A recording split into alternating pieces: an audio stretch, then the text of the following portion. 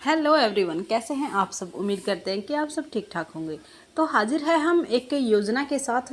योजना यानी कि सरकार, केंद्र सरकार या राज्य सरकार के द्वारा वो योजनाएं जो कि हमारे हित के लिए हों। तो उसी में से एक मुख्यमंत्री विवाह शगुन योजना है। ध्यान से सुनेंगे और इस योजना का अगर आप लाभार्थी हैं तो आप इसका लाभ भी ले सकते हैं। तो ये क्या यह योजना है, इस योजना के अंतर्गत क्या क्या क्राइटेरिया है और क्या क्या चीज़ें हैं, आप इसको डिटेल से सुनेंगे। तो यानी कि बेटियों विवाह शगुन योजना है जो ये बेटियों के सम्मान के लिए है।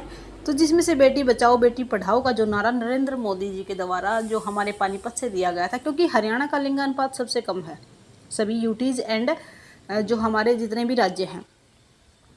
तो उन्हीं में से हमारी लड़कियों क्या है कि उनकी लड़कियों की जब शादी करनी होती है तो बहुत सारे पेरेंट्स ऐसे होते हैं कि उन पर, क्योंकि एक दहेज प्रथा नाम की एक जो कुप्रथा है ये हमारे समाज में है। तो उसमें क्या है कि एक नॉर्मल गरीब परिवार का जो पिता है वो इतना एफर्ट नहीं कर पाता। तो क्या किया कि सरकार ने उसको लाभ देने का निर्णय कर लिया, जिसका नाम रखा गया मुख्यमंत्री विवाह शगुन योजना। महत्वपूर्ण जानकारी क्या है कि ये हरियाणा राज्य की योजना है सबसे पहली बात। और इस योजना का उद्देश्य क्या है कि बेटियों के विवाह में आर्थिक सहायता करना, आर्थिक यानी कि कुछ पैसे देकर उनकी मदद करना।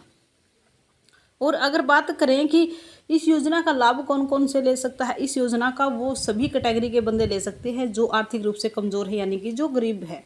और सबसे मैक्सिमम कितने पैसे इसके अंदर मिलते हैं, तो मैक्सिमम है जो 71,000 रुपये है जो इस योजना के अंतर्गत आपको मिल सकते हैं।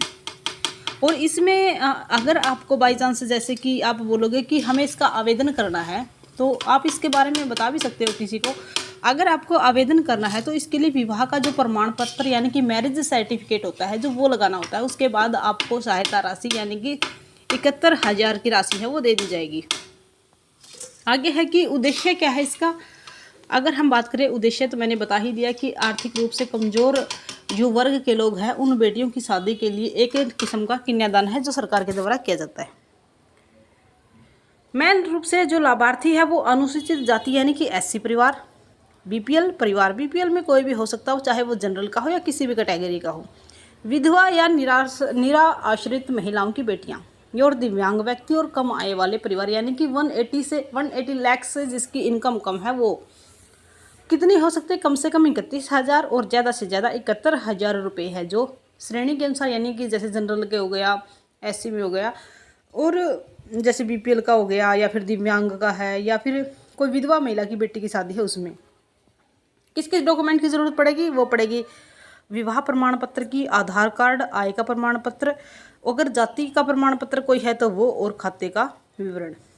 और आवेदन कैसे करना है, आवेदन करना है कि ऑनलाइन आवेदन करना, हरियाणा सरकार का पोर्टल है saralharyana.gov.in के माध्यम से किया जा सकता है। आवेदन विवाह के निर्धारित समय के भीतर करना चाहिए। जैसे कि इसमें क्या है कि जो एक मेन टाइम दे रखा है उसके अंतर्गत आप इसका जो है रजिस्ट्रेशन करवा सकते हैं। तो कैसे लगी आपको ये योजना के बारे में जानकारी, अगर कोई ज़रूरतमंद हो तो उसको आप अवश्य बताएं। मिलते हैं नेक्स्ट वीडियो नेक्स्ट अपडेट के साथ, तब तक जय हिंद जय भारत।